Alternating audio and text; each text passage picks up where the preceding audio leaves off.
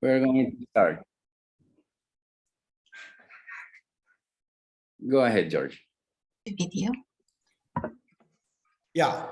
Hello for all the participants worldwide. So my name is Jörg Ruby. So most of you had contact with me or received some codes or the manual and also the description of the program. It was a lot of work in the last minute because a lot of people sent me at the last minute some kind of codes. But however, some of you have already registered. I've seen it. You will get another manual in order to get to know the learning platform, how you move there, what you need to do. So first of all, Sergio and me, we initiated this program. So we have the belief of developing future global leaders. And so we planned this session for a couple of months now, but with a lot of fantastic professors. Elizabeth is here and Georgine is here, and perhaps also in the next session some other professors will be here. So it is not a two-man show of Sergio and me. It is a show of a lot of experts in the field on global mindset, global leadership, cultural intelligence, cultural communication, and many more topics which you have seen also in our description. So the point is that we have these weekly sessions on Fridays. We know that for some of you it might be a little bit difficult to join. For me it's 8 o'clock in the morning. I think in India it might be 8 or 9 in the evening. I know, but this is a global program. And what we always wanted to look that we are staying with 90 minutes, if it is possible. Perhaps the session today might be longer because you also get to know each other. So the session is planned that there is some kind of content, and most importantly, that you as executives interact. So we provide you knowledge, but you have also experience in the field.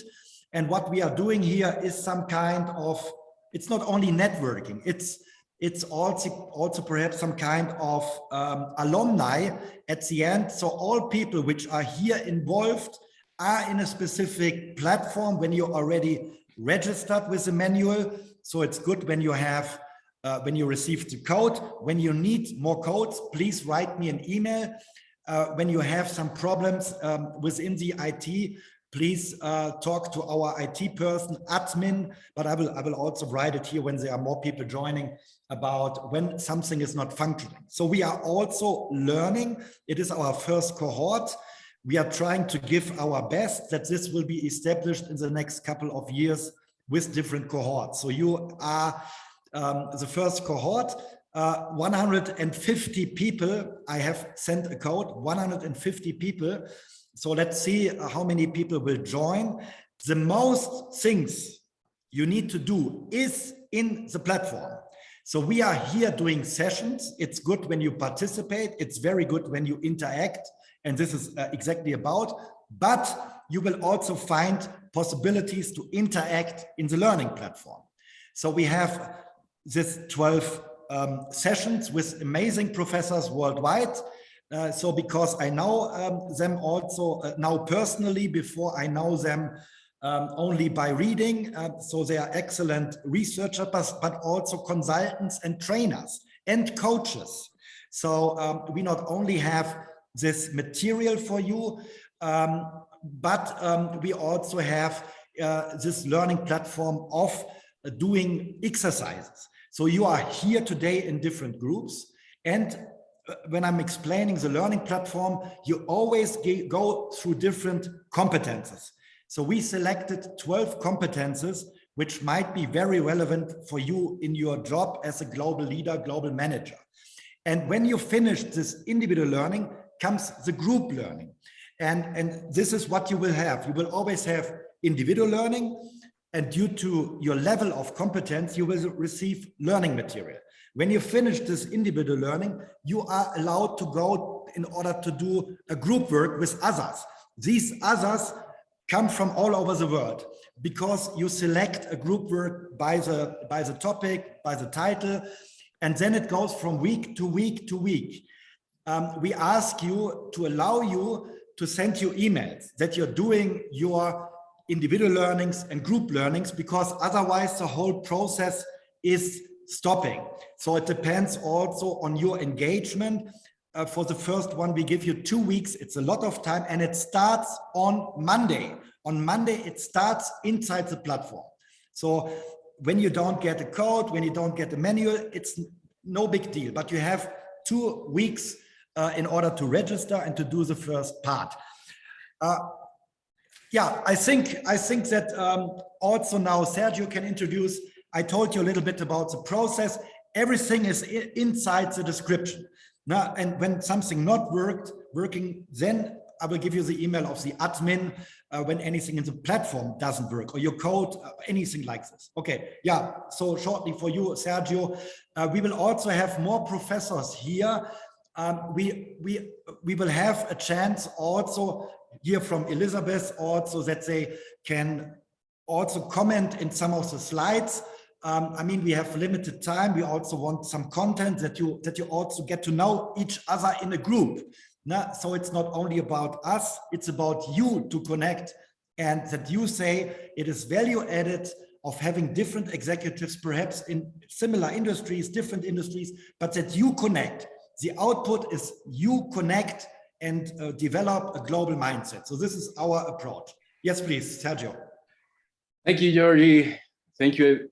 Welcome, everybody. Welcome. Hello from Bolivia. My name is Sergio Garcia. I am doctor in business from Polytechnic of Valencia, and I'm here with the support of Universidad Privada Boliviana. Hello to all the students, all the participants, and all the professors. It's going to be a great program. I hope you enjoy it, and I hope you participate, because it was a really good effort from Georgie and for all the team to put together this network.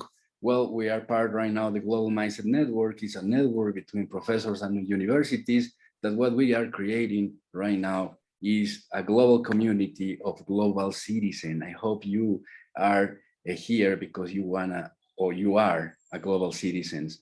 What we are trying to do is create a community, a tribe around the globe of global leaders and people who are in business, who try to connect to everybody and combine supports and efforts to do a better country, to do a better community, to do a better world. That's why we are, the purpose of this network. And I have to say thank you to Georgie, because Georgie do a lot of work of this. He worked a lot of and put a lot of effort to create the platform, to create the contents, to put together all the group. Thank you, Georgie, for this great effort and put together this incredible group of participants. I see participants all around the world. It's incredible. Welcome, everybody. And what we are going to do now is try to connect and try to interact the most of us. No? How is going to this to work? Well, it's going to be sessions, one session per week, 12 weeks. No, I hope you could make it every session, and then you are going to interact in different ways.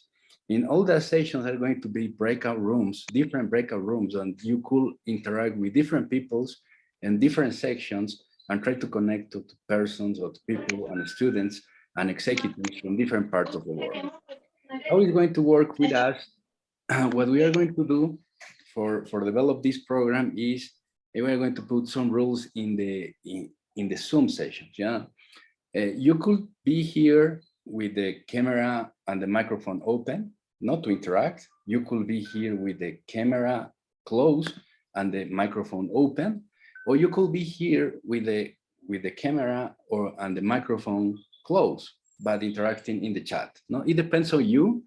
No, but every time we hope that you communicate with us. No, and say, okay, I could not put the camera, and I see a lot of people putting together. They say hello to everybody. Georgie is reading this stuff right now, and this is very important. What we say, if you want to create network, it's important that you may notice that you are here. And I applaud the people are right now reading in the chat and putting hello, and put please, where are you from? What are you doing? No, introduce yourself in the chat, because if we put the microphone to everybody, it's going to be very, very, very, no, it's a session that only we're going to hear about people.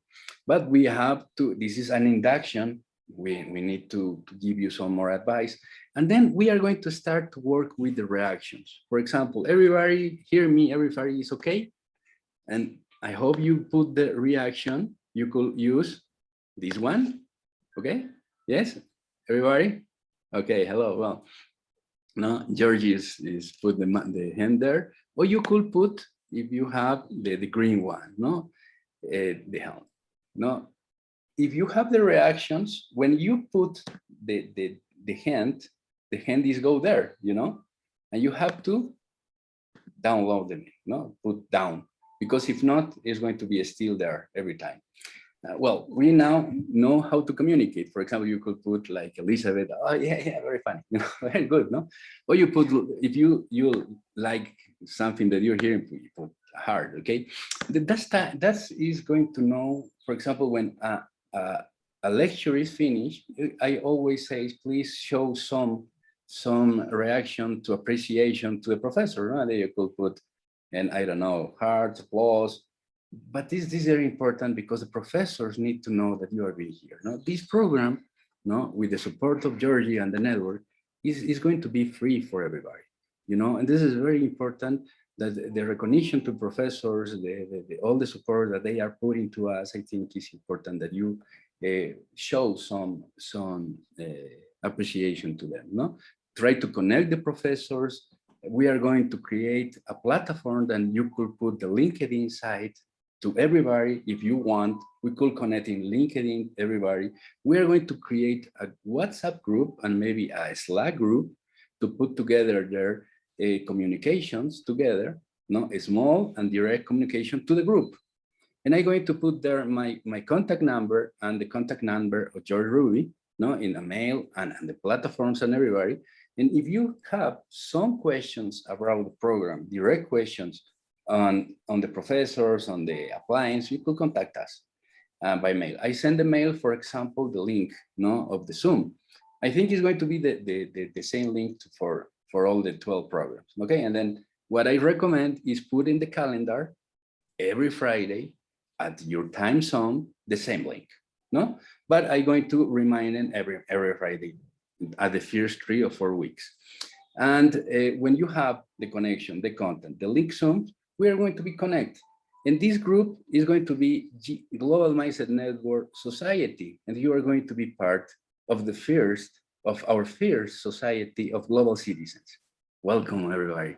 I think we are creating something very big here because we are in a global world, we are global citizens. Thank you, Georgie. What do you have to say about that? Yeah, thank you very much for the introduction. Perhaps you can also record it now, because some people might be missing, and that they also get a little bit of the knowledge and what we are going to do. So first of all, yeah, welcome to this amazing program. So I must say the topic of global mindset is something which I'm following for 12 years now. And then I searched for other ones in the last year to join, and also because I've read some of them, and most of the people which are fantastic are here in this program. So when I'm just so I have roughly about 15 minutes giving you some kind of input. 15 to 20 minutes, and then is the first breakout room that you also know how is it structured. So we will have 2 or 3 breakout rooms. I mean, we have 50 people right now, perhaps some of them dropped 60 people right now. And I think we can have 7 or 8 groups like perhaps I planned before. You never know how many people are there. But from my background, I'm also now in Mexico, but I was 2 years ago in Brazil. Also, some of my students are there, or even from the last year or this year, from Fundação Dom Cabral, but also from Sao Paulo, from Getúlio Vargas are there. My life is also in some countries, so I have also some experiences. My wife is Brazilian, and how would you say it, black or colored. So I also have a little bit of diversity inside my family, so they only can speak Portuguese. So I also need to learn this. Now I'm in Mexico, full professor of international business. I also need to learn Spanish here. I'm in Mexico since 4.5 weeks, but very friendly people, very open-minded, like Sergio also, Latin America. So they are always welcoming you and spending time. So when we take a look at perhaps here one of those quotes, and when you always have a question, then raise your hand, or perhaps also Sergio can tell it to me when there is a specific question, because when I'm a little bit in my flow, I cannot look at all 59 if they raise their hand, but perhaps also Sergio can handle it. Yeah, real leadership growth is a factor of character and vision. And this ultimately can only be developed with experience, which is itself factored by time. So the point is that we all must see our international journey as a learning journey, perhaps also as a transformational learning journey. Now, so how to adapt in different cultures, and not only by products, but also with some kind of different perceptions, interpretation, and sense making of different informations. And this is something which we need to know, that where do these values come from?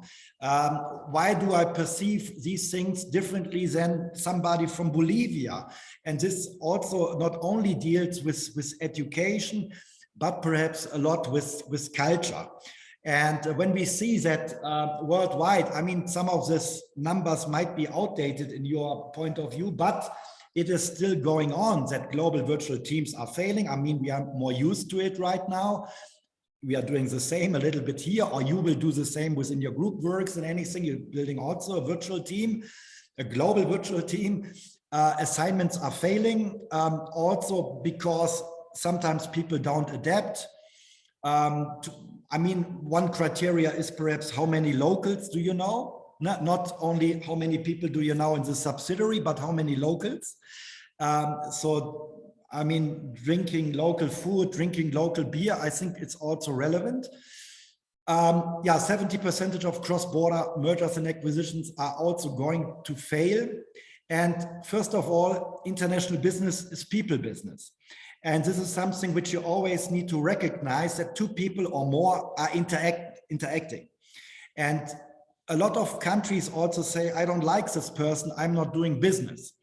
And this is very relevant also what kind of a person you send abroad as an expatriate or a business traveler. And also it is relevant on the personality. And then we have perhaps different characters in different regions, like who is more familiar with Latin America, and also opening up his family to others, because people would like to get to know who are you, who is your peer group, where do you come from, and not only perhaps this work-related issues like we might have in Germany. Mostly after work you say goodbye to your colleague and we will meet tomorrow morning. In China it is perhaps now we're going out and now we get to know each other, and in Latin America the same. So this is very different, but this is what you also need to know. What is your cultural background, and perhaps where you need to adapt, where you can stay authentic, where is it good to be the chameleon, in what situation, in what context. So these are all questions, and there is not the golden rule. It is not the golden rule. It is something like, how is the context? How do I interpret this? Where do I ask other people? And this is something very relevant. Now, so it is also a lot of self-reflection. It is a lot of analyzing past situations. And this is to take into the into the next meeting, and perhaps to do it differently, to ask for feedback. And these are all relevant things to grow. At the end, the global mindset, you can also say a global growth mindset, or however you call it. I mean, some of you might know fixed and growth mindsets. No? Okay, but I think you understood the message that mostly global mindset is people-oriented, and perhaps some personality traits. For them, it's easier, or for some others, it's perhaps more difficult, and also perhaps like the cultural background. So the point is that a global mindset, I mean, I'm not talking so much theoretically. If you want, you can read 1 or 2 papers about where does this concept comes from, but it could be established at different levels. It could be, for example, that a company said, we have Kaspar Röhrstedt, and now he's the boss of Adidas, and he's even not German. Before he worked for Henkel, some of you might know, they're doing washing powder and adhesives. And so sometimes companies say, we need somebody from outside, not somebody from our country of origin. Or what about top management team diversity? What about the diversity in the C-level? And this is also very relevant, because sometimes European or US companies are doing 30 or 40% in China. But why is there no Chinese person in the top management team? And these are ideas and developments in order to grow, in order to motivate, in order to engage Chinese people to say, hey, we have the chance to go at the top level, and we are not even coming from this United States country or anywhere else. I mean, I can give you a lot of examples. I don't want to make too many ressentiments, but also L'Oreal. I mean, you can see how many people, where do they make business worldwide? And they are only French people. And this is something to think about. This is something you as executives can change. And this is something also to show up respect to cultures and to do a win-win situation. And this is exactly what global mindset is about. Or the third level is the corporate level, the organizational level. We will have one session of how to implement a corporate global mindset. So today we talk about more individually and what you can do, but within all the 12 weeks, we have different parts of a global leader and how to establish it. And you also need to do some kind of reports in the end to get a certificate.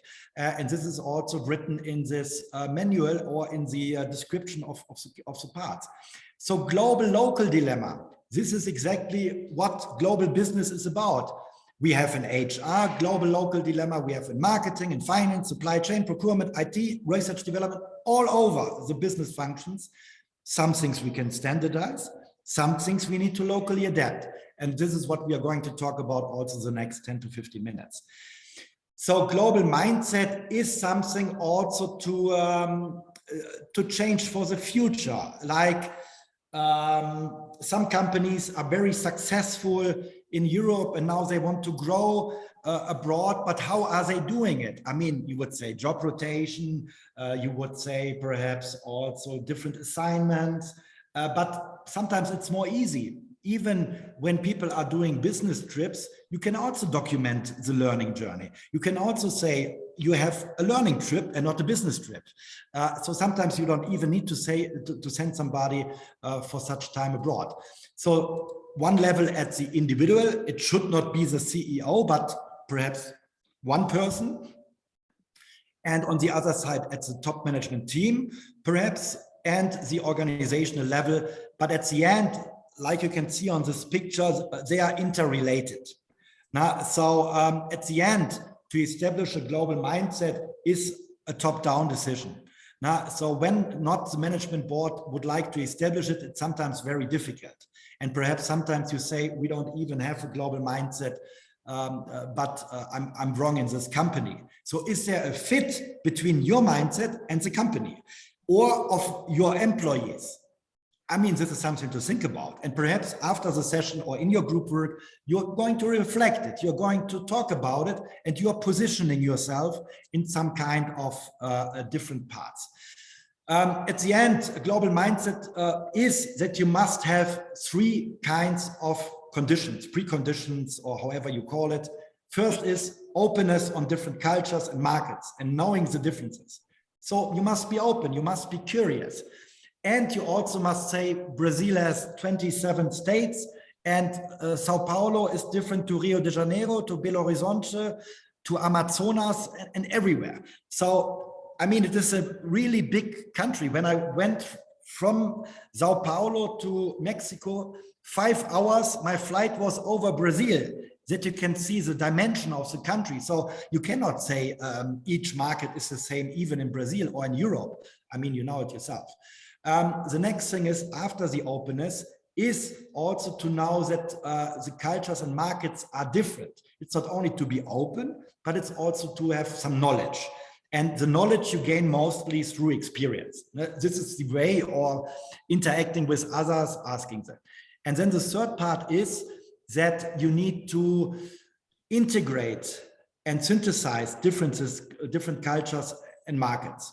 So how to explain it with different words? You have somebody sitting at a table and you have 8 people.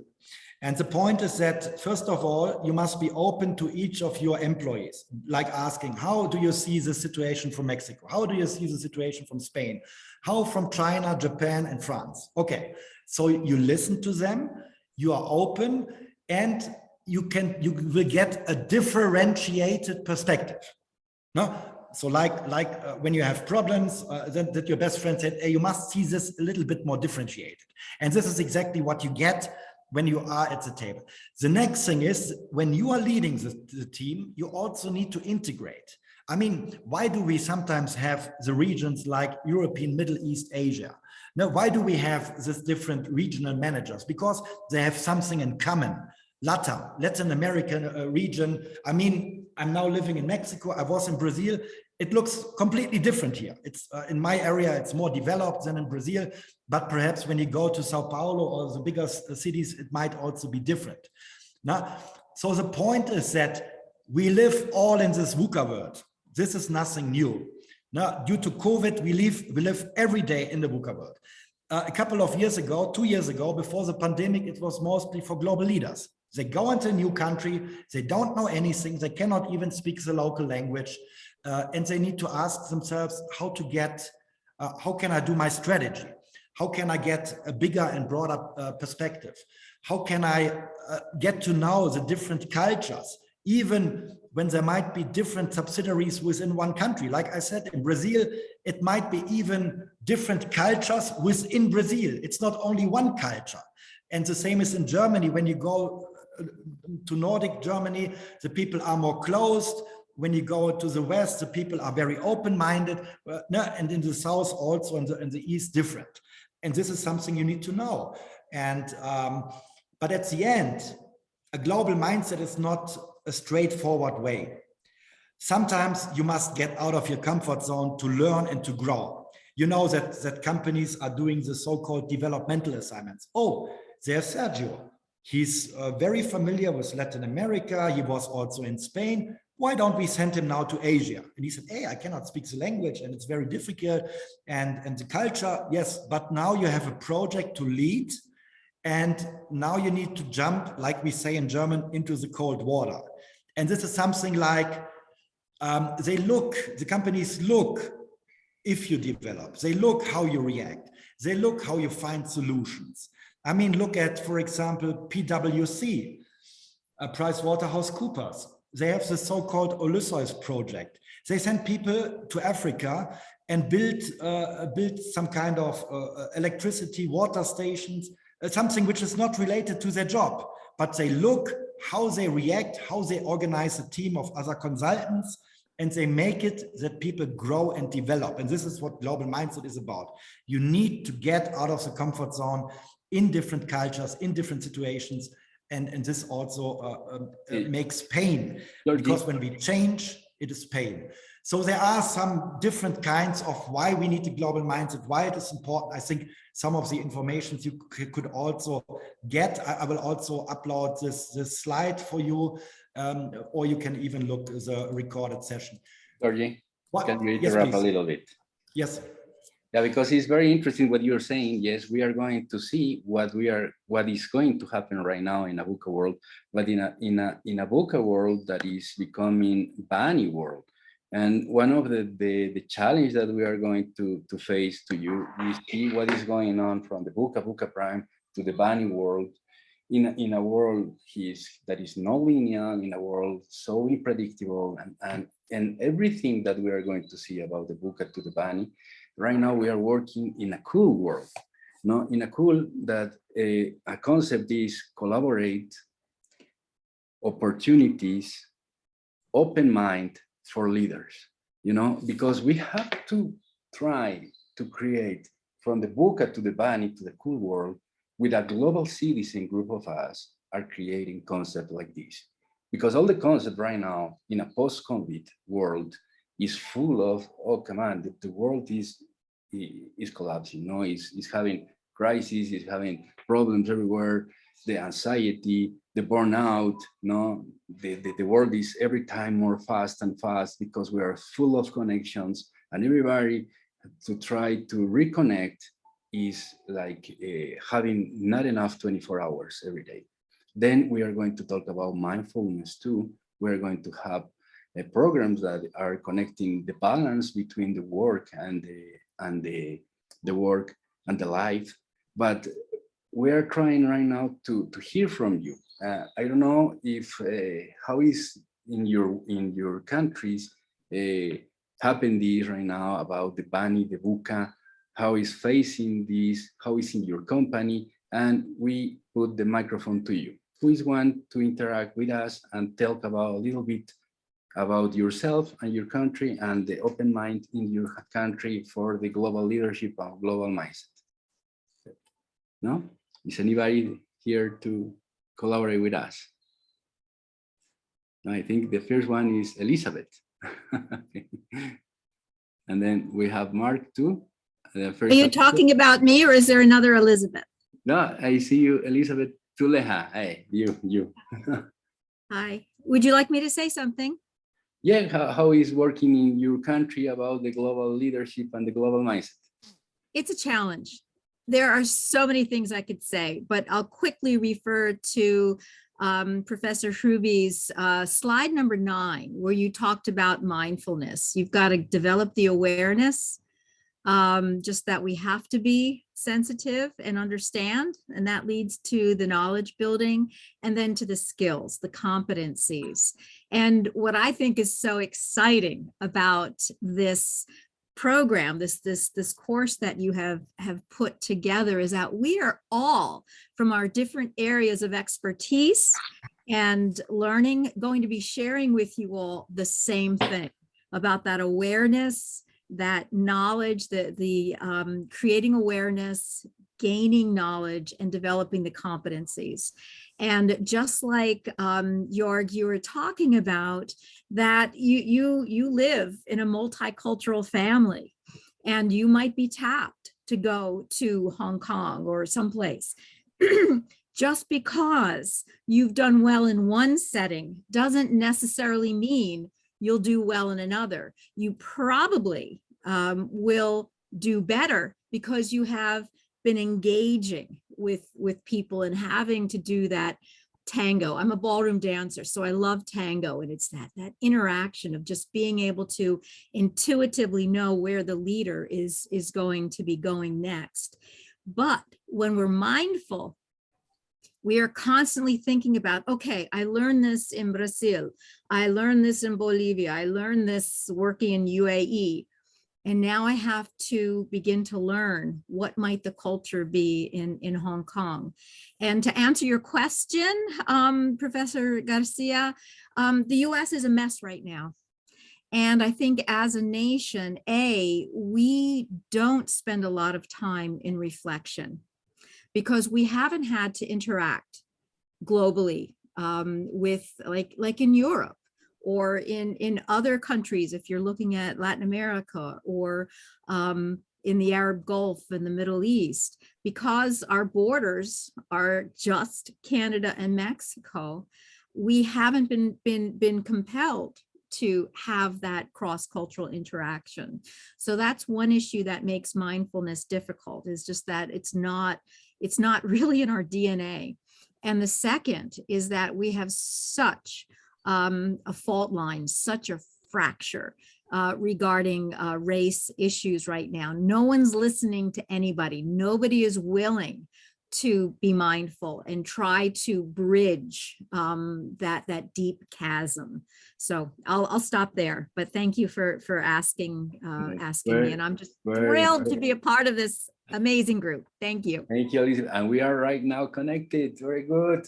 And I am seeing a lot of people putting the LinkedIn. I couldn't follow everybody, but we are going to put that LinkedIn site in the WhatsApp group to be together. This is a community. This is a tribe, a global leadership tribe. And thank you for your support and your connection. And Elizabeth, thank you for your very good topics. And we're going right now to Mark. Mark, well, where are you from? Hello, Mark. Hey, hello. First of all, I would seriously like to thank you for this opportunity.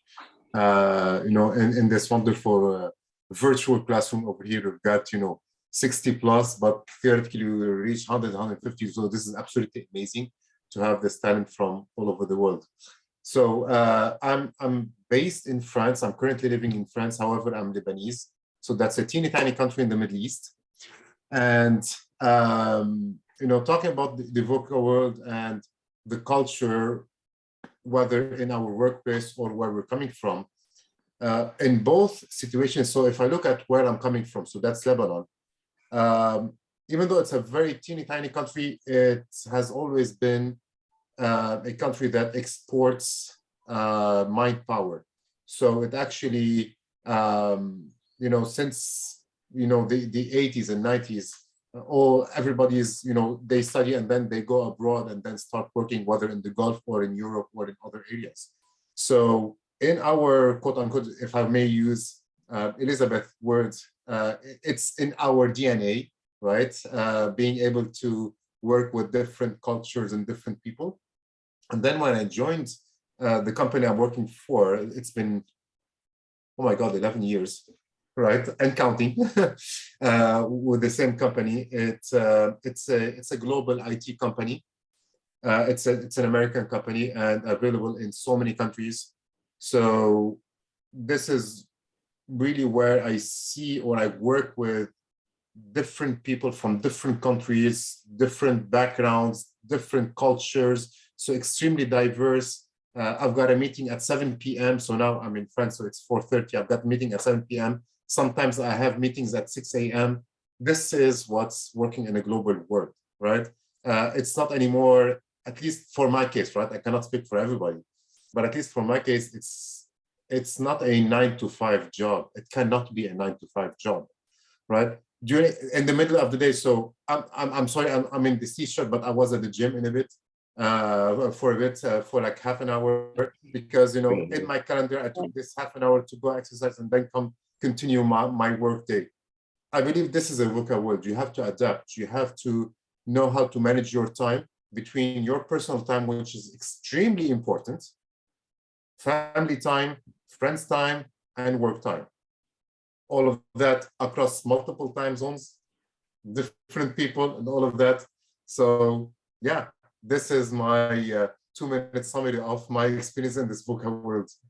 Thank you, Mark, and I'm really glad to be in contact with you and know you, and I hope we are going to connect more and more and more. Well, yeah, the expression of, a heart, you receive a heart, very good. What we are going to do now, yes, you are right. I'm going to read what Bruce Kibler put, and then I'm going to give the word to Elaine, and then Ahmed.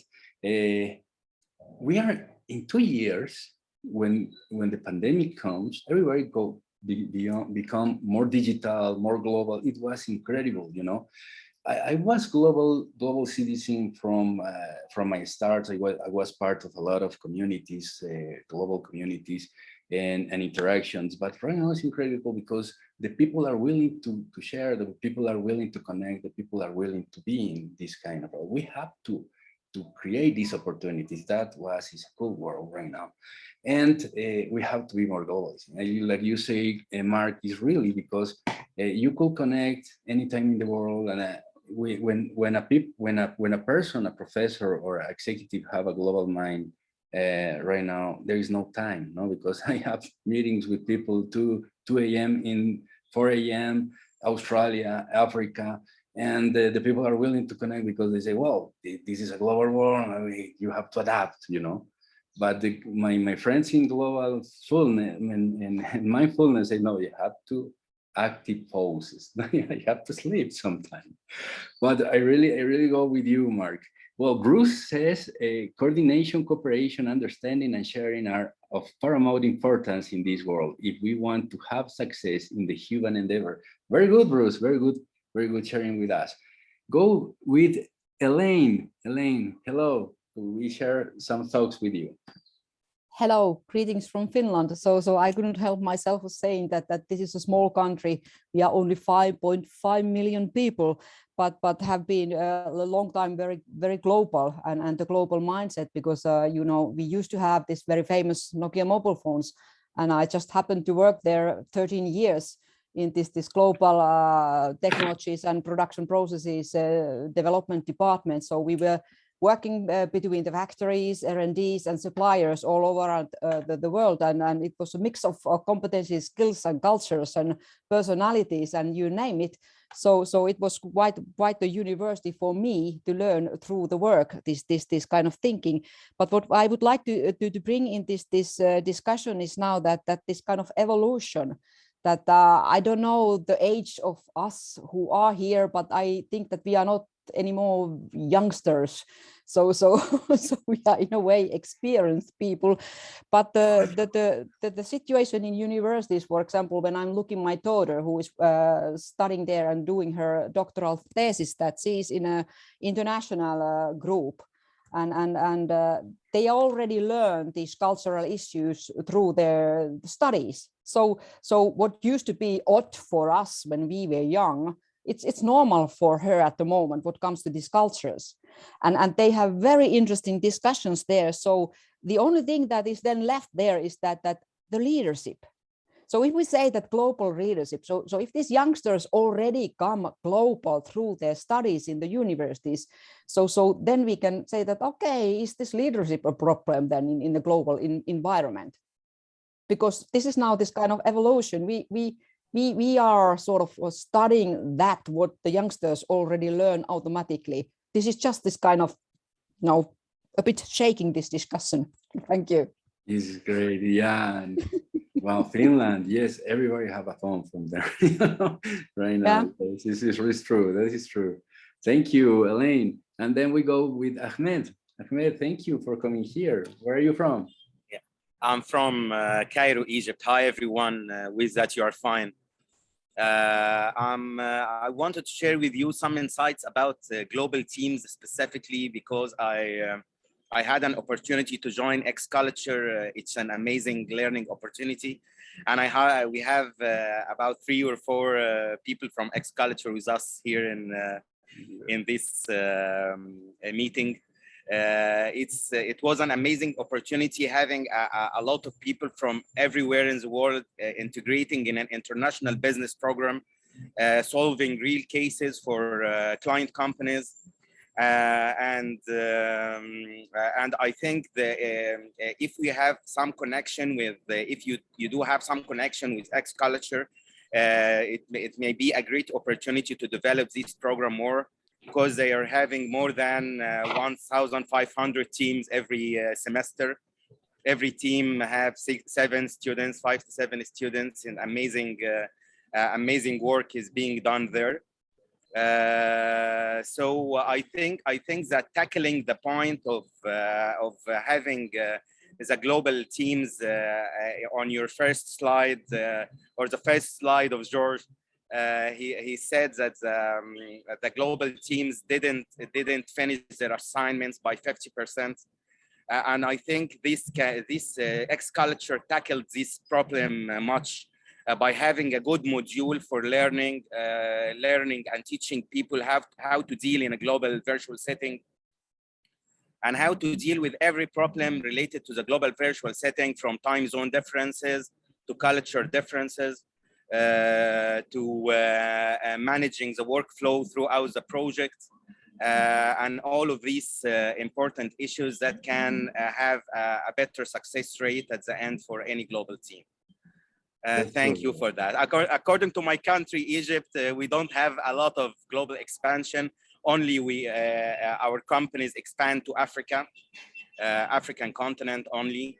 And I was part of something like that before in expansion in several African countries. The insights that I would share with you better for my global experience with X Culture. It's an amazing one, and I wish that everyone can learn from that. Thank you very much. Thank you very much, Ahmed. We will have Basil Taras in 5 weeks, 6 weeks here. He will give the session, and you are also there. Okay, that would be amazing. Thank you very much. Thank you. In this global world, Bastaras is a very good friend of us. I meet with him in Academy of International Business. It's part of another good international community. And Bastaras and what he's doing with this culture is amazing. And we are going to connect because when you have networks in a community and like this, we have to connect. And I love Cairo, my friend. No, so much culture, so much. It's incredible, your country. One last thing that sharing culture between teams, global teams, not only work and business, sharing culture and thoughts. It's an amazing part of the global teams to integrate with each others. And to like listening the differences between the cultures, as the culture differences and the problems that may arise in a global team setting. That will be good as well. Thank you very much. For sure. And say hello to our friends in an American Cairo University. There has a lot of friends there too. Now we go to Ecuador, Isidro, and it's very good Latino here because you're putting where are you from? Very good, from the Latinos, ¿no? Vamos. ¿Cómo estás, hermano? Isidro.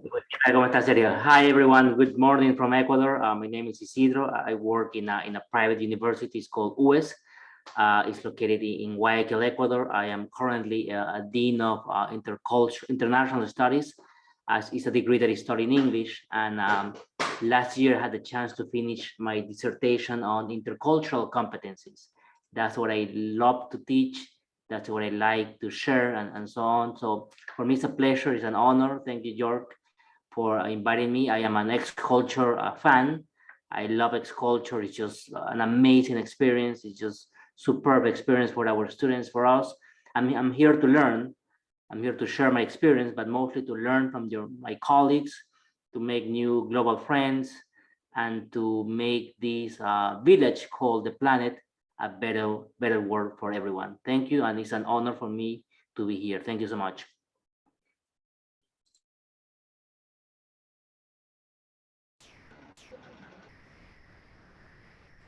Continue. Could I reply to Alina's comment? Yes, do it, please. Do it, please. Yeah, I think Sergio, you're muted. You're muted, Sergio. Oh, was Sergio trying to speak? I'm sorry. Yeah, he was muted. Thank you, George. It's the most. This is the phrase more common right now. No, you're muted, friend. Okay, Elizabeth, go ahead, and then Karen, and we go with Georgie then. Thank you. Okay. Very quickly, thank you. Alina, I really appreciate your comment. Young people today really are learning about everybody's individuality, and they're interacting on a level that my generation never has. And one of the things that I think is extremely important, and this is why Professor Hrubri, do you want to go by Jorg or Hrubri, Professor? So my best friends are calling me Ruby. So you can call me Ruby. No, it is even in Germany. Jörg is a typical first name, but Ruby is something special even in Germany because there's an H before. But Ruby is okay. So you don't need to pronounce the H. Okay. Ruby. I want to give all of my colleagues due respect, but at the same time, we're working with leaders, with executives, and I always have my executives just call me Elizabeth. It just depends. But some people will want to use professor because of more formality. But anyway, what I think is so important that Jorg and Sergio are trying to express throughout this course is that mindfulness is that concerted, conscious, and constant effort to constantly be looking at what's going on here. We don't learn how to become emotionally intelligent or culturally intelligent just through osmosis. Yes, different factors will contribute to us becoming more aware and gaining that knowledge. But each of us, and that's why I think this program is so unique, is that it puts the challenge on each of us to consciously, constantly, and with concerted effort be thinking about what's missing here. What am I not seeing? How can I take that perspective of other?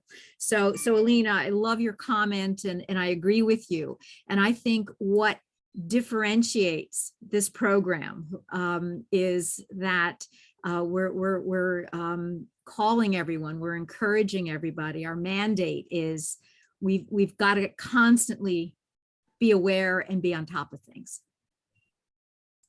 That's correct, Elizabeth. Let's go with Karen, please.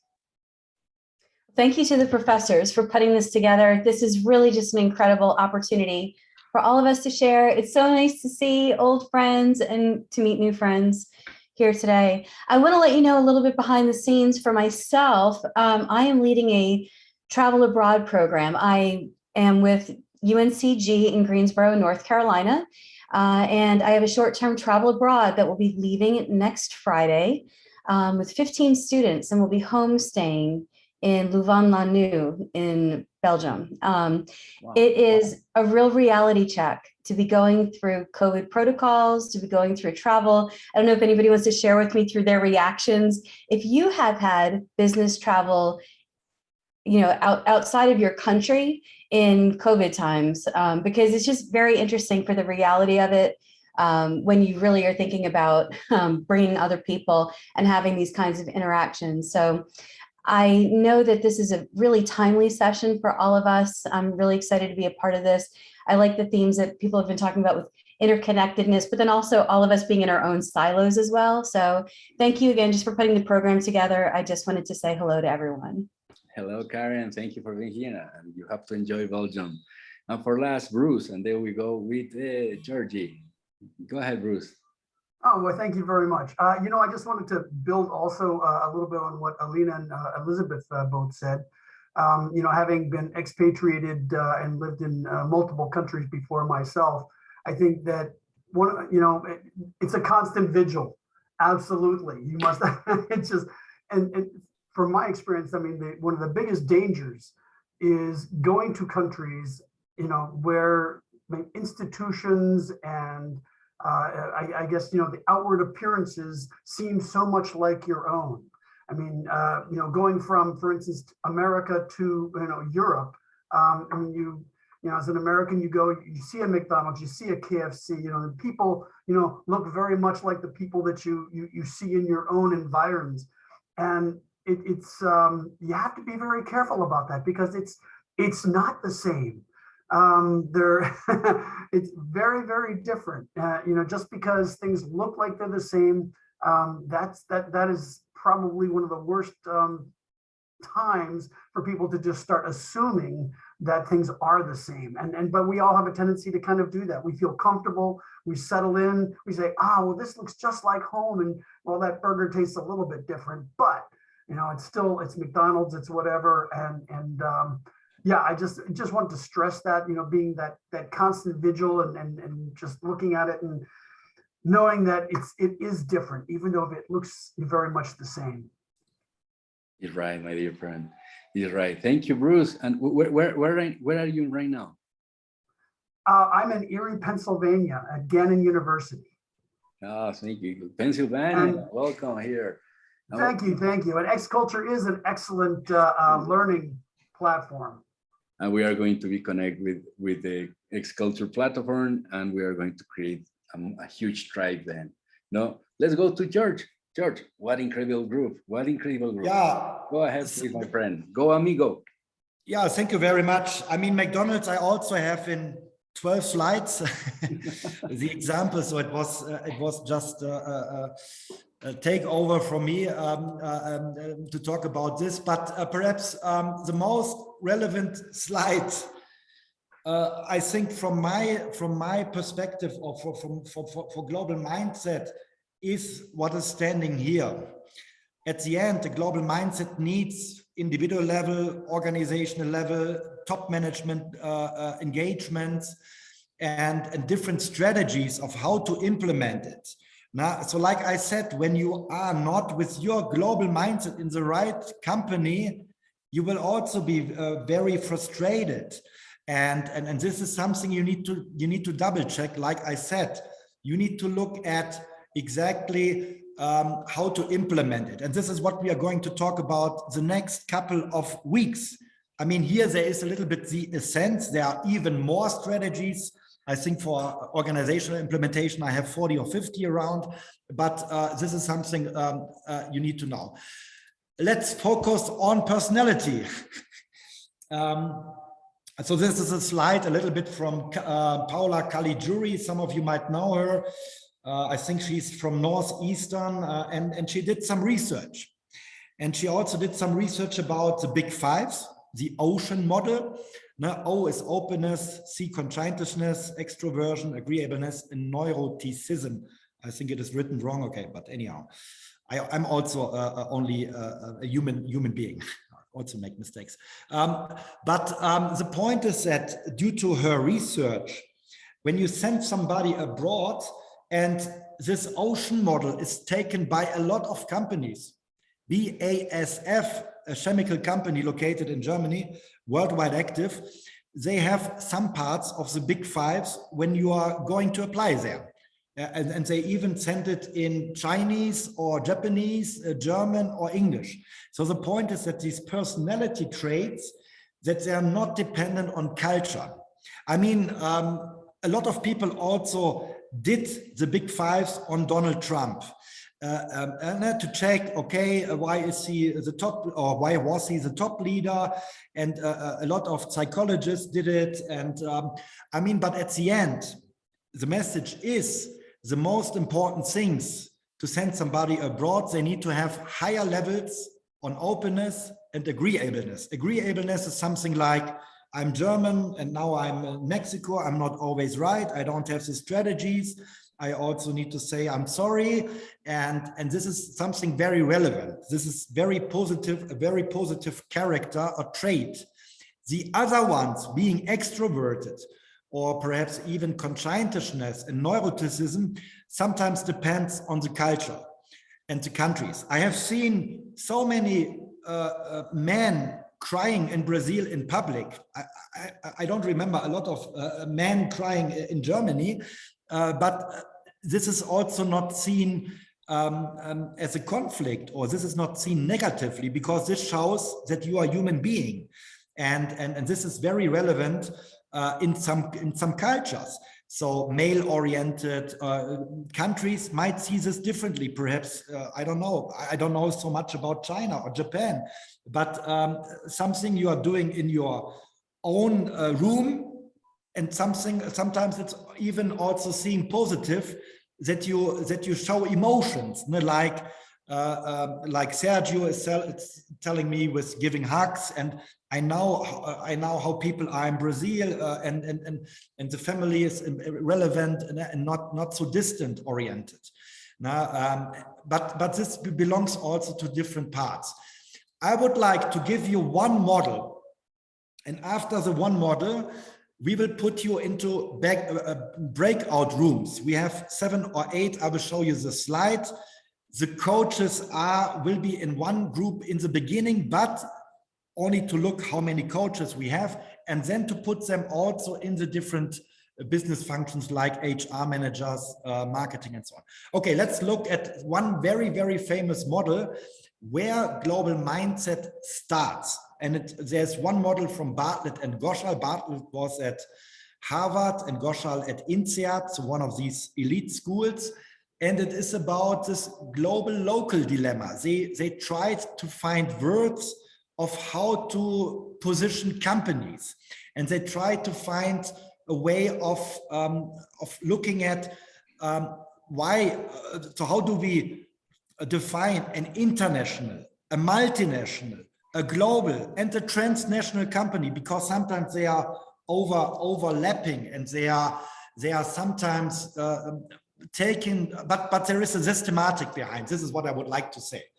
So it is about what strategy follows your company, and we see a lot of companies changing it. I can give you many examples. I can even upload a paper for you that in order to be successful, there needs to be a strategic change and organizational change. So let's focus on that. So how does the environment have an influence on the strategy and on the structure? We have different kinds of companies. And when you see this exactly is the global local dilemma. On the one axis, we have global integration, pressure to reduce costs, or we can even say global standardization. So where is it relevant to standardize? And then the other axis, we have local adaptation, local responsiveness, and there is a pressure for it. So let's take two very successful companies, but also with some limited approach, I would say. So look at Harley Davidson. What are they doing? They are selling the American dream. They are doing everything in the United States. You know that there was also with Trump an issue, should they open up a subsidiary in Europe? And Trump said no. And I don't know what is the last point, but they have a product which they do not adapt to Mexico, to Germany, to Bolivia, to Brazil. It is something they do, and like I told you, a little bit like selling the American dream. There are some minor adaptation, but not worth to mention them, I would say. Everything is developed in the United States, and then they sent their people to Europe and said, hey, this is a new motor. This is how you fix it. So they are doing everything top down. US does mostly everything, and then they said, then they go to the subsidiaries of some parts. So to clarify one issue, these are ideal models. So they also have some other parts like perhaps multinational elements or global or transnational. I'm trying to reduce complexity. Just for you, these are ideal models. What is Nespresso doing? So Nespresso has the capsules and drinking coffee. I was in Sao Paulo, I get the same capsules as in Germany, and the same you will receive in the United States. They have only 2 or 3 companies which are allowed to produce the machines. They are selling one product in different tastes, but they don't adapt a Mexican coffee, a Brazilian coffee. Everything is similar. So when we look at the next classification of companies, we have the so-called multinationals. And what is their characteristics? They are high on local adaptation, close industry. Some people even say retail doesn't cross borders. McDonald's, I will give you an example why McDonald's is locally adapting, because in India they serve different to Germany, different meat. I have an example, 4 or 6 slides, you can see it then. Walmart, they failed in Germany because they applied the US approach and putting it over the German supermarkets, which people don't care. Here in Mexico, we have everything is XXL. I have bought a margarine of 1.3 kilos and my wife said, hey, what's going on? We are 2 people here. Why are you doing it? I said, it was not a smaller size. What shall I do? I'm buying milk with 2 liters. German behavior is every 2 days you are going to buy 1 fresh liter of milk. So the point is that cement industry, the cement in Sahara is different to Iceland or Alaska. So these industries are very much locally adapted. Beer, in Germany, we have 5,000 breweries. Here in Mexico, it's different beer. I mean, we also have global brands here, Heineken and so on, but food and clothing is very much locally adapted. It is very spicy here in Mexico. People even say it's not spicy, but this you will not receive in Germany because it's too hot, or in this case. So everything needs to be locally adapted. Otherwise, you don't have success. A lot of the company Gap from the United States, they failed in Germany because people liked in the 1996 American music and everything, but the style was not relevant for the Germans. And they did not adapt it. And they didn't even handle the situation from United States and from Paris. They served the German market. So not to the consumers. The next one is when you look at the left chart, the left axis, global standardization. Here we have companies, a lot of car or automobile industries, not all of them. I will give you some examples which are not global, which are more transnational, which will follow. But for example, what is doing Airbus? And they are going to do the assembling, but they say, okay, India is doing IT, research development has been done in United States or France or Germany, after sales service, like all the call centers in Europe, they are located in Dublin, in Ireland. So they are looking at the value chain and they are organizing everything. And in order to also to make it very, at the end, with a lot of economies of scale. So they also have pressure to do this. And the last companies are transnational. So they are high on global standardization, high on local adaptation. The Volkswagen Gol, you don't see in Europe, and it is produced by Volkswagen. It is a car for Latin America. The Chrysler Onyx is a car for Latin America. And we have in India, there are trucks from Mercedes you will never see in Europe. And you have in Brazil trucks you will also never see in Europe. So you have the global and local dilemma. So Siemens, Caterpillar, Vodafone, Daimler, also the telecommunication industry, they are always in the global local dilemma. So high on global standardization, high on local adaptation. So the point is that some of these companies even have changes within the last 20 or 30 years.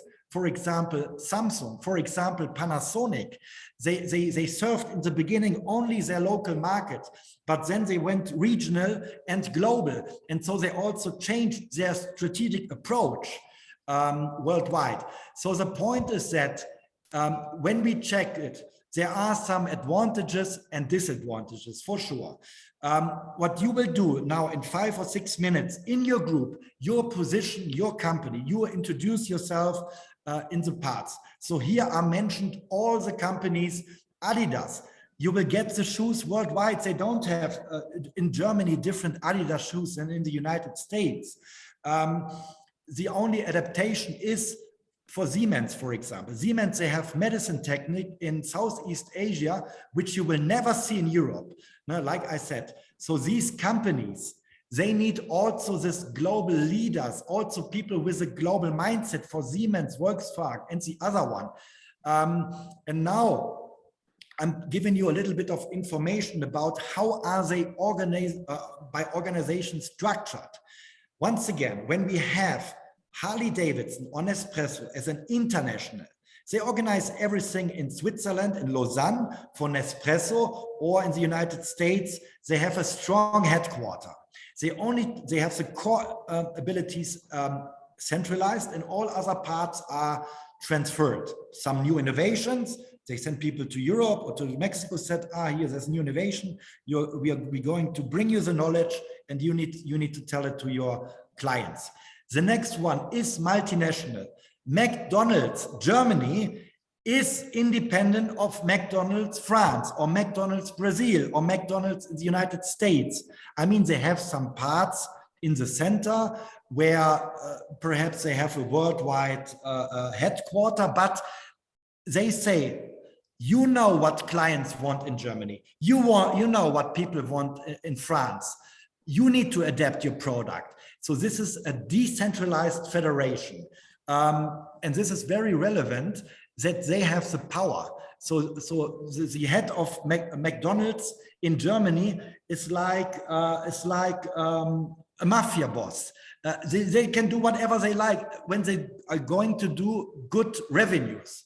Now, I'm a little bit exaggerating now, but I'm telling you what is the concept of these. When we have a global company, it's a top-down process. Airbus, they are deciding everything in the headquarter, and they say IT in India, research development in our home country, sales, like I said, sometimes in Ireland. And then we have the transnational. The transnational is an ideal model. Everything of this is a little bit reduced of complexity. So the point is that, I mean, Siemens also has a headquarter and Vodafone, but good examples from Belgium could be translated to any other country. So they are a globally integrated network. They should share what works in China. Okay, it is documented. Perhaps it also works in India. What works in India could also be transferred to Poland. So this is a case that they are going to put this. Now comes the example of McDonald's, and after this, we will send you into groups to talk about, is your company international, multinational, global, transnational? Is it a mix of something? But now you get a little bit of the knowledge, but please read this. I will switch over in 2 minutes because these are 3 slides, but start McDonald's. What are they doing? Excellent. McDonald's is one of the big players worldwide, and they learn to adapt. They learned to adapt in Israel. In Israel, they needed to buy a certificate that they're doing it halal. And this is the point that these are the things. Yeah, perhaps read McDonald's, and then we have 1 or 2 voices, and then we go into the group. Okay, so I'm 1 or 2 minutes quiet, and then I'm doing to the next part. Okay, please. Yes, no, McDonald's is a really great example, Georgie, because it has adapting in everywhere, like in Chile, for example, with avocado, no? But I don't know, it put chili in Mexico, you know? But here in Bolivia, doesn't go so well to McDonald's, no? It's a different case of the study. With Bolivia is so different. You have to know, you have to be here, but it's very different, the heritage. But McDonald's is doing very, because it's in everywhere have to be the similar, but he's adapting to tropicalize in each country, you know. And maybe in the breakout rooms we are going to talk more about the global dilemma and local dilemma. For when we are going to the groups, if you could not interact because you don't have very good connection, and you are in maybe in a meeting or something, you could put in the chat, or you could be staying here. And if you go in the breakout rooms, please interact and try to get each other, you know, turn the camera on, and we could be together. For the last part, I forget to say something. At the last part, please, we are going to take a picture of the session with the people who have the camera open, you know, and we are going to put in the Zoom the configuration to see only the people who have the camera. And if you want, you could put in and you rename it. Then we are going to see where are you from, and you could put me some letters of your country, like for example, Bo from Bolivia and Sergio, no? And that's for the last part, no? First, we're going to the breakout rooms, and then if you know how to reconnect, and let us know then, no, if you have, we are going to create a WhatsApp group and maybe a Slack group. If you have some instant communication preference, or in your country doesn't work WhatsApp, let us know, please, you know? I don't know if, for example, in China is working. I think WeChat is there, you know?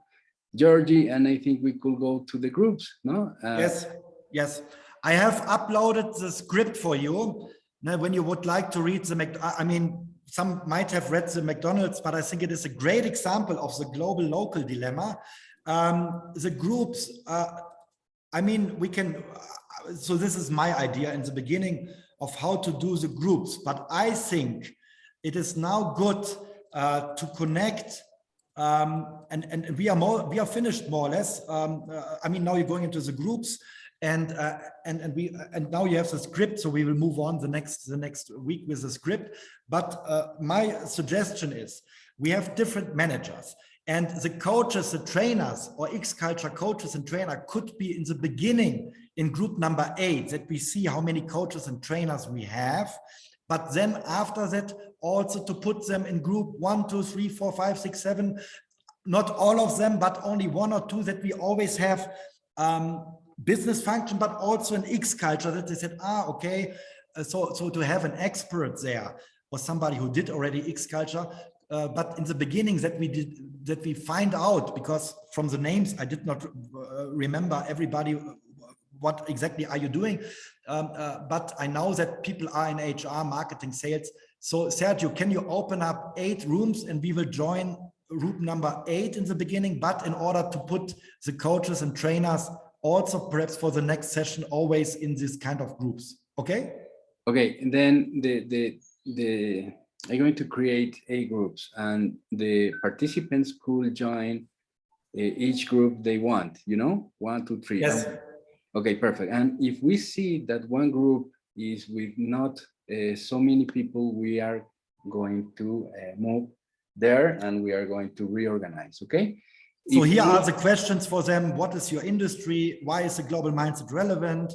What would you like to achieve within your group? So when you say you are in the group and you could be there for 12 weeks, I mean, some people are not there today, 56 I have invited 150.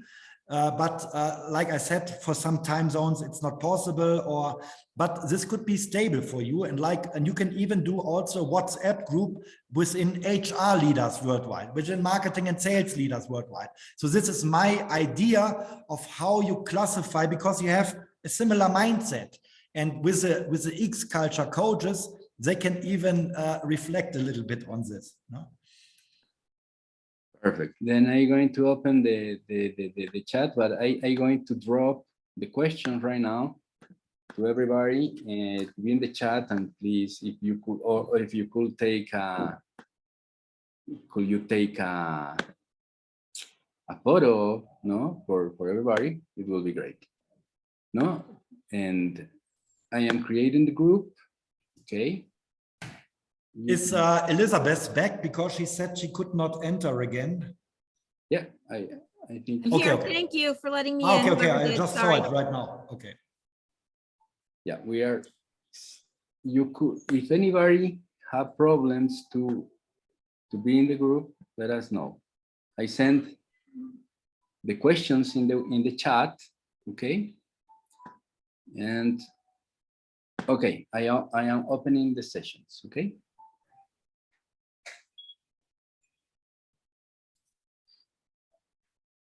Please join the group.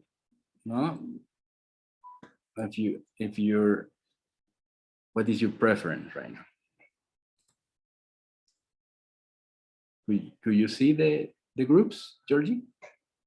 I'm just seeing that some people are going into, let me say, because okay, let me still stop sharing, but I think most people know. So where are the breakout rooms? Yeah, I can see them, yeah. But let me share, because some people might have forgot, which might be good for them. Okay. Okay, well, we have one is in 8, in room 8, we have 8, in room 7, we have 3, 6. Yeah, so we need to join then number 8, and we need to look where we position those from the 8 within HR, marketing, finance, and so on. Yeah. Okay, perfect. Let's please join. If someone, can you please send me the group 6? Okay, Natalie. Okay, Natalie to group 6. I will send you right now. Give me a second. a lot of people.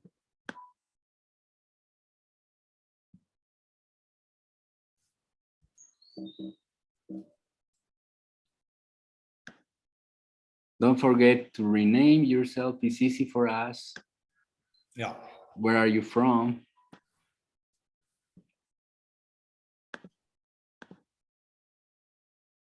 You could stop sharing because I'm going to. Okay. Okay. Okay. Yes. Okay. Now I can see them.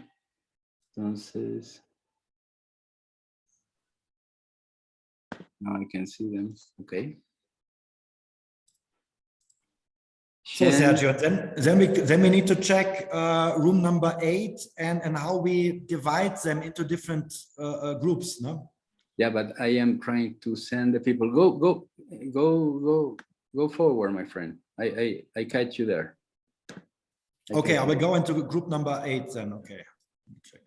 6, Natalie, Romas. I think Romas is gone. Okay. That's on.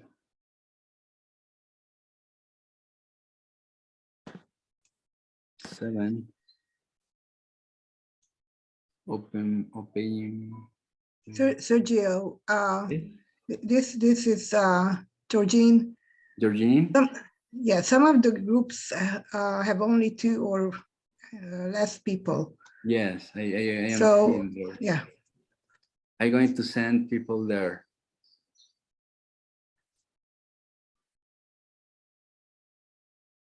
Jesus, please. Jen, I think we could suggest this to Georgie. Manila, George too.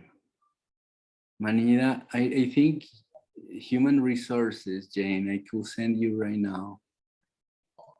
You can, hello, sorry, I was all the time on mute. I'm Alexander, I'm also working in HR. If you could assign me to the HR group, I would be pleased. Perfect. Alexander, which one is that group? HR? Yeah, I'm in the HR, working in the HR function. Okay, I send it. I send it right now. Okay. The IT Chan, where is the IT group?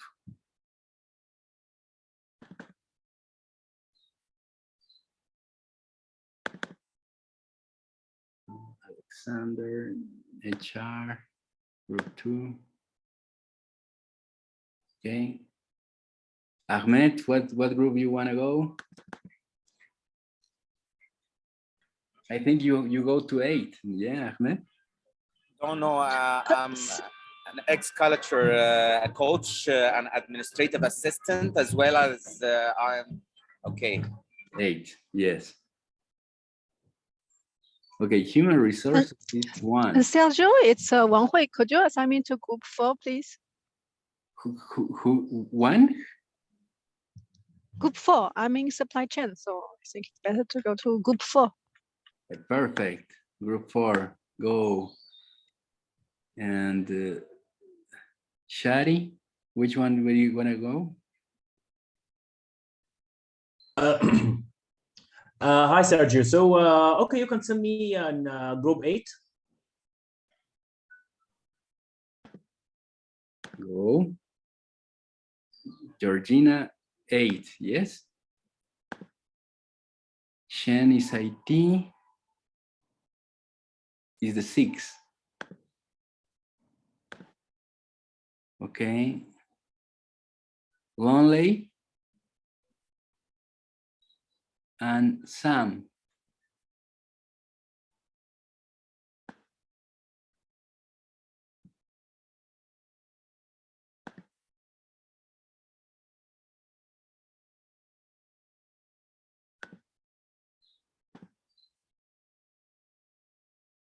Hello? Lonely? I'm not sure where I'm supposed to be, Sergio.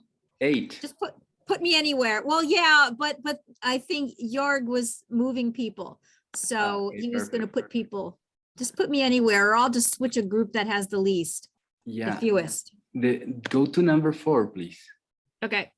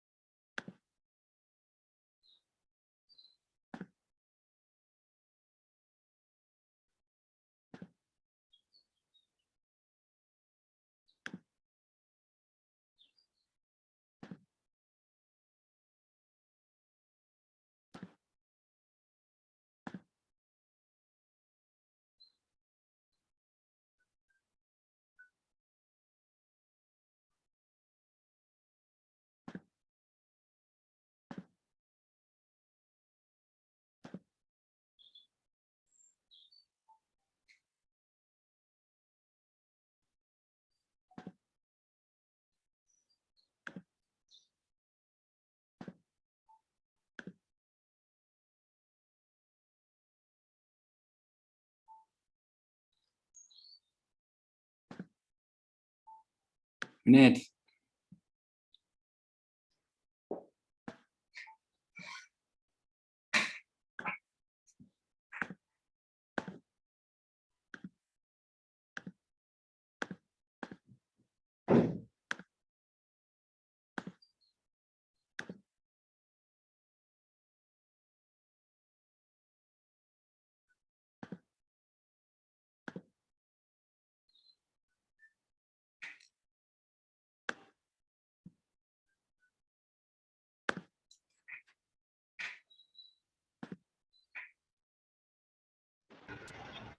Tamika Marshall Coley. I'm a secretary at the University of the Bahamas. Hi, hello. Well, I actually just joined this group because to be honest, I'm not sure which group I should be in, but I chose this group, and hopefully I will learn something new. Hello. Yeah. Well, I hope you interact a lot with the people. Thank you for being here with the very good group. There's a lot of people here. Good. Yeah, it's exactly, it's experience.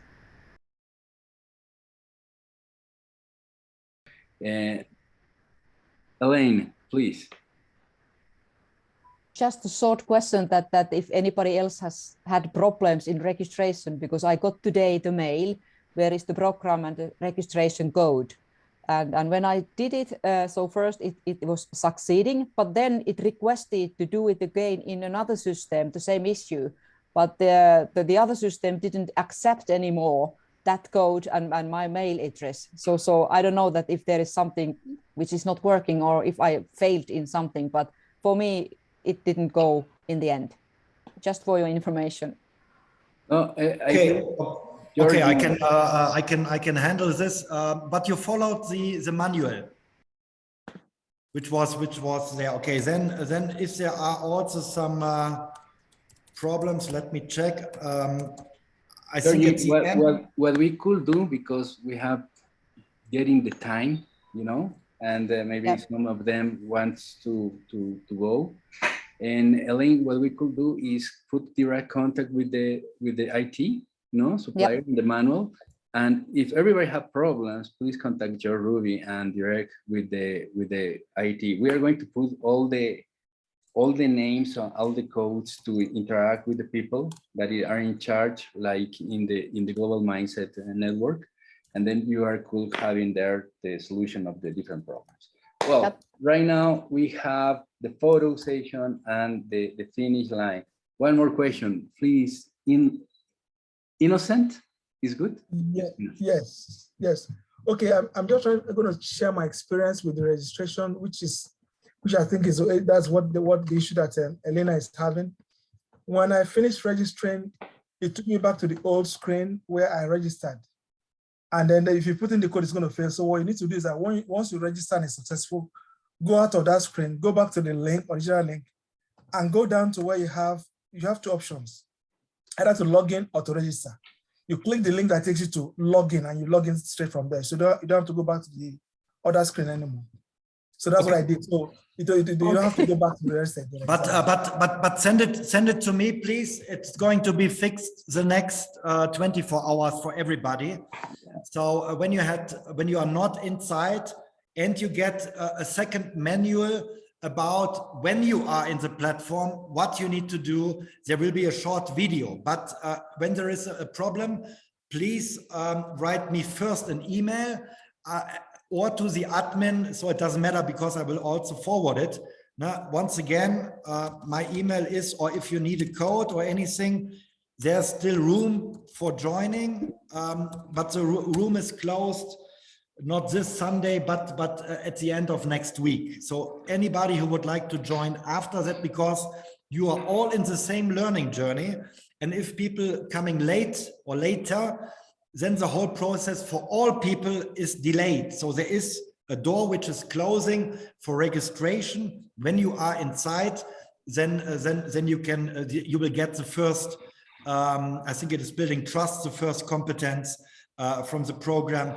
But please write an email and then send it to me, and we will fix it in 24 hours. No, so the programs on Monday starts that you also get the second manual or the video inside the platform, so you have not lost any time. We can fix everything over the weekend that you normally can start on Monday. So no worries, you will get access. No? Okay, then my friend. Okay, thank you. For say finish, we are going to work in different platforms, because this is a global mindset program. One of the things I used to teach and to do consulting and to do leadership with all my colleagues is create a mind that solution problems, no? And when you have the mind focused in solution problems, you have to adapt to different platforms. Right now we are creating WhatsApp. Thank you for the Slack suggestion, because we are going, I use Slack, is very good. We are going to put different channels there. They're going to be the links, they're going to be, they could be the recording sessions, because it's very handly, we could go to drives. We have to be with different platforms because it is the way to adapt, like McDonald's, Well, and then we have to go on. Please take the photo and say goodbye. The only thing I want to say is, if you could put like that for next sessions, Olivia is BO/Sergio Garcia Agreda. Garcia Agreda is my last name, is Garcia Agreda, is the last name. And if you could put this for the next session, we are going to have, for example, a very good scene and where is the people and where are from, no? Very good. To count on 3, are you ready? I'm going to take three pictures because there are a lot of people. The people who could turn on the camera right now is the time. Please turn on the camera. And if you have some question, we are going to stay with Georgie a few minutes here too, to collaborate, any questions, but to say goodbye, first the photo. And we are going to say 1, 2, 3. Are you ready? Go. Yeah. Next. We're going to see. A minute. Por favor. Yeah, very good photo. Right now, the second one. Let's see. Second one, 1, 2, 3, very good. And the last one, well, we are very, at 3 sections. The last one, and everybody says, global citizen, please, por favor. Global citizen. Todos. 1, 2, 3, global citizen. Oh, only one, only I said it. Come on, guys. Well, thank you for being here. Thank you for being part of this global community, this new tribe that is emerging. We are going to work with you. Next session, next Friday. You have the link. Thank you for being here. Muchas gracias. Hasta pronto. Se los quiere. Thank you. Gracias. Thank you. Thank you. very Have a nice Shukran. weekend. Bye-bye. Bye-bye. Have a nice weekend. Nice day. Bye. Bye. Nice meeting. Nähdään. Bye bye. Bye. Bye.